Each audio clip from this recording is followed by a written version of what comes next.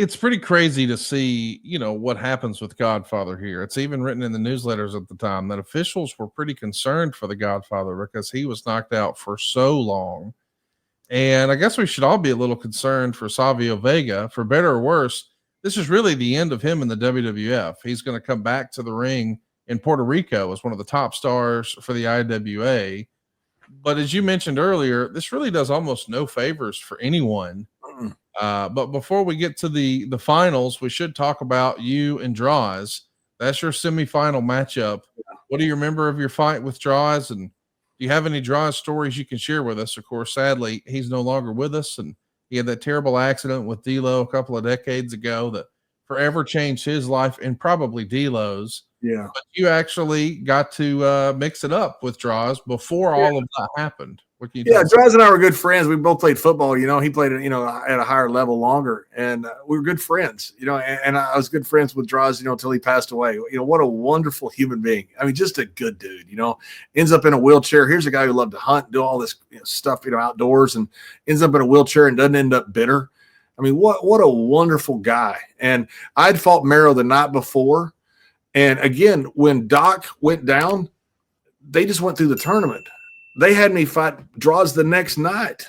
I mean, I didn't get a week off. I didn't get nothing. I had that extra inning fight the night before, and then we were somewhere around Iowa. I can't remember where it was. And then the next night, I had to fight Draws. Dude, I'm exhausted. I'm freaking wore out. And, me and Draws the whole day, again, you understand, we were having fun. Draws is running around. I go, keep running around. You're going to be tired. It'd be better for me later. And Briscoe came up to me because Draws was a very tough guy and a good fighter, but he wasn't a trained fighter. And he would throw a real haymaker punch, and it would spin him all the way around. And Briscoe was telling me before, and he goes, John, if he does that, get him from behind and take him down. Briscoe was trying to show me some stuff, to get through the fight. So, I might have a chance. And Draws hurt me. I got Draws one time pretty good with a jab, and I could see in his eyes I hurt him.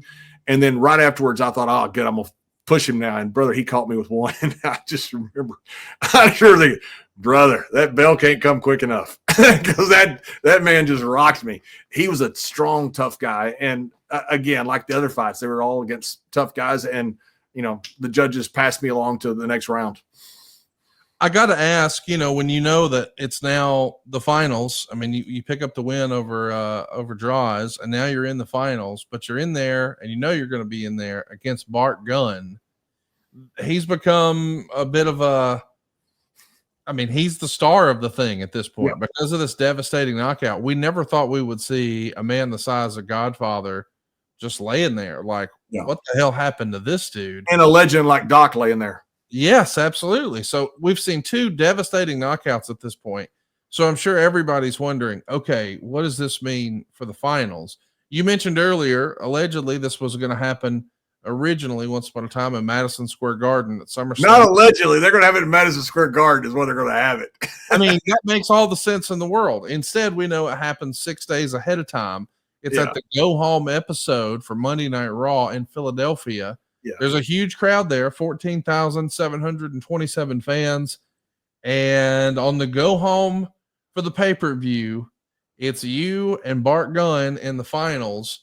Your week leading up to this, are you doing anything differently in your training? What are you hearing from people? What was your strategy for Bart Gunn? I didn't think Bart would try to take me down at all, and I didn't plan on taking him down at all. I just wanted to have a fight, and I wanted whatever happened to happen. I wanted it to be exciting, and I didn't want us to try to get technical about it. I just wanted us to have a fight. And so the training led up to it. I didn't worry about takedowns. Guy was my trainer, and work is just all about boxing and all about throwing hands. And I was in terrific shape, and I thought I was in a good position. Obviously, I wasn't. I didn't know, Bart could hit that hard, and I didn't know my jaw couldn't take it. I'd never been knocked out. I'd never been hit like that. I'd been hit really hard by guys, but that was just a different level. It's like they say, 100 guys will punch you, 5 will break your jaw and 1 will knock you out. Bart was that one guy that would knock you out. It goes 42 seconds here in the finals in Philadelphia. And it's talked about at the time that the winner is going to get a $75,000 check and the loser is going to get $25,000. Michael Cole is pushing how tough everyone involved in this is, of course. But 42 seconds, goodness gracious. What do you remember about waking up and looking around? Are you in the backstage area before? Yeah. I don't remember anything after. I don't remember getting hit. I don't remember getting hit the first time. I can't remember who the referee was. It was it was a kid out of Philadelphia. I can't remember, blonde hair. I think it was. And I remember telling him before the fight, and because people say, why did the referee let you continue? He let me continue because I told him to let me continue. I said, unless I'm dead, you don't stop this fight for no reason whatsoever. I said, I didn't want any controversy. I wanted to go out on my shield if that's what happened. And I didn't want anybody to stop anything and people think it was a work in any way. So I went out there. I thought I was doing well. Bart was rocking me with some punches early. And when he did, it was moving my whole body. I remember feeling one of them in my ankles, and I thought, my God, he's hit me hard. You know, it is strange. It doesn't hurt. You just know your body is taking something that you probably can't take very many more of. And then he caught me with a punch in the temple, and that's what dropped me. I don't remember anything else. You know, I've seen the fight since, mainly because your guys posted on the internet all the time. That's the punch right there where he knocked me out. But now I got up from that, but I was out. They should have never let me get back up. But again, I told the referee under no conditions, if I'm alive, don't stop this fight. Was that Jack Doan, do you think? Jack Doan, that's right. Good young guy. Good young guy. And Jack did exactly what I asked him. You know, some people that say, oh, he should have never let the fight continue. He did exactly what I asked him to do. Went back out there, and of course, he don't want to. Bam, bam, I'm done. And I remember waking up in the dressing room, and I thought I'd won. And I see Bart, and Bart's a wonderful guy.